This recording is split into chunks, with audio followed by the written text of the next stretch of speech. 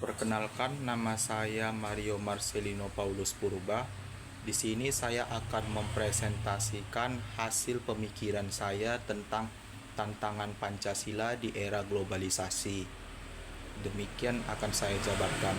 Yang pertama, masuknya budaya asing atau ideologinya. Film barat, film Korea, film anak-anak, dan juga film India adalah contoh kenapa perindustrian perfilman di Indonesia itu kurang diminati dan kurang berkembang. Dikhawatirkan jika terus begini, tontonan-tontonan yang kita dapat dari negara tersebut akan sedikit banyaknya mempengaruhi pemikiran kita tentang ideologi dari negara tersebut. Contohnya seperti ibu-ibu yang terbiasa mengenakan pakaian-pakaian seperti perempuan-perempuan dari India, atau juga anak-anak yang terbiasa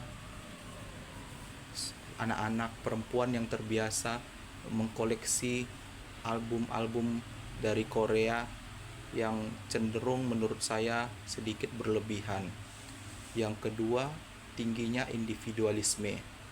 Individualisme juga menjadi penghambat dikarenakan semangat gotong royong yang tertuang pada Pancasila tidak dijabarkan atau juga bertentangan pada hal tersebut, karena semakin individualis seseorang, semakin mudah bagi suatu kaum untuk terpecah karena mempunyai pola pikirnya masing-masing. Dan juga yang ketiga, yaitu maraknya kasus korupsi. Budaya korupsi yang terjadi di Indonesia kian mengkhawatirkan. Pasalnya pemerintah setempat sudah cenderung seperti tidak tahu malu lagi untuk melakukan korupsi besar-besaran.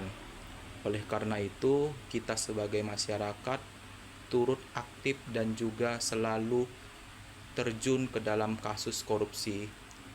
Karena kalau kita melihat ada sedikit saja kejanggalan mengenai hukuman ataupun mengenai hal-hal tentang skandal korupsi tersebut, kita sebagai masyarakat bisa turun ke jalan untuk melakukan aksi unjuk rasa atau juga melakukan demo kepada pemerintah agar pelaku korupsi tersebut mendapatkan ganjaran yang setimpal. Demikianlah hasil presentasi saya. Lebih dan kurangnya saya mohon maaf. Upaya pencegahan.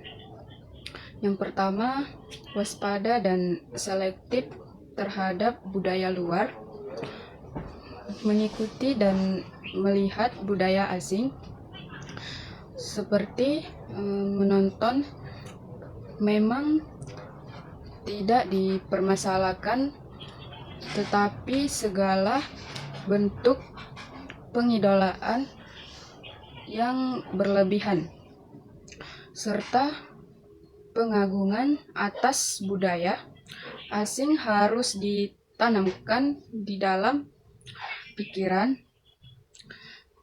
setiap masyarakat Indonesia sebagai hal yang sia-sia dan keliru. Yang kedua, bangun rasa peduli kepedulian.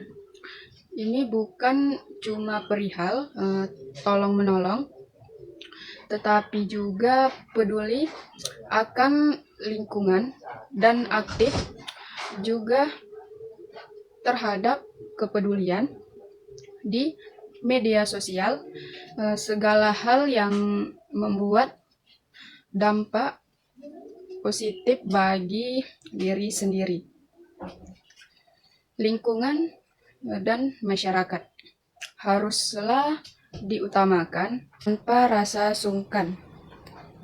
Dan yang ketiga, kawal kasus nepotisme dan korupsi.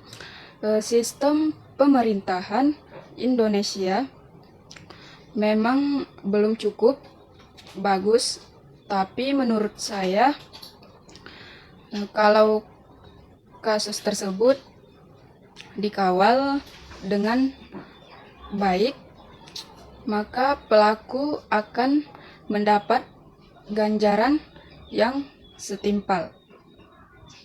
Dengan kita peduli akan hal seperti ini, kita memastikan bahwa anggaran ataupun pejabat yang ada di pemerintah sesuai tingkah dan